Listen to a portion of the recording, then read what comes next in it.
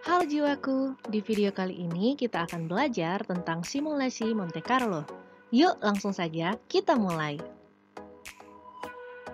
Monte Carlo adalah nama sebuah kota di Monaco yang terkenal akan kasinonya. Nah, coba tebak apa persamaan kasino dengan simulasi Monte Carlo? Yap, kerandoman atau keacakan. Simulasi Monte Carlo adalah simulasi yang menggunakan bilangan acak. Apakah bisa simulasi yang acak menghasilkan sesuatu yang berguna?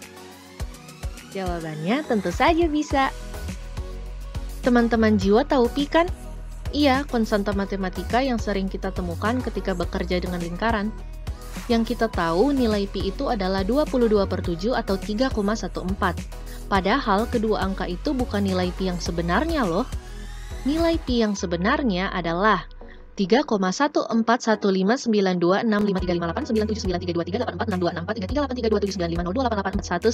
3,14159269538492643238462883283294338384979502884197 dan seterusnya.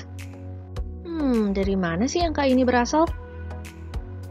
Mungkinkah penemunya mendapat ilham dari dewa? Tentu saja tidak. Nilai dari pi bisa didapatkan dari perbandingan luas lingkaran yang berjari-jari A dengan luas persegi yang mempunyai panjang sisi 2A.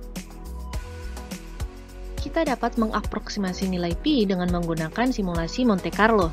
Pertama, letakkan lingkaran di dalam persegi, kemudian letakkan banyak titik secara acak di dalamnya. Saat titik yang diletakkan menuju tidak terhingga, maka perbandingan antara jumlah titik yang berada di dalam lingkaran dengan jumlah titik yang ada akan konvergen ke nilai 3,14159 dan seterusnya, angka yang banyak tadi itu loh. Gimana? Ternyata dari keacakan bisa menghasilkan sesuatu yang berguna kan? Oh iya, perlu diingat agar hasil dari simulasi Monte Carlo tidak bias, maka jumlah sampel acak yang digunakan harus banyak kawan. Dari contoh sebelumnya, kita melihat bahwa simulasi Monte Carlo digunakan untuk menaksir suatu nilai tertentu. Tetapi di kasus yang lebih kompleks, simulasi Monte Carlo juga sangat berguna untuk menaksir ketidakpastian. Coba kita analogikan seperti ini ya. Ada juragan telur yang baru buka dan kita ingin tahu volume telur yang dijual. Setelah bertanya ke Pak Juragan nih, ternyata diameter telur yang dijual terdistribusi merata 2-4 cm dan tinggi telurnya terdistribusi segitiga dengan minimumnya 3 cm, maksimumnya 7 cm, dan most likely-nya 5 cm. Dari informasi tersebut, kita bisa hasilkan bilangan acak sebanyak mungkin untuk merepresentasikan diameter dan tinggi telur yang dijual. Nah, dari bilangan acak tersebut, bisa kita hitung deh volume telurnya.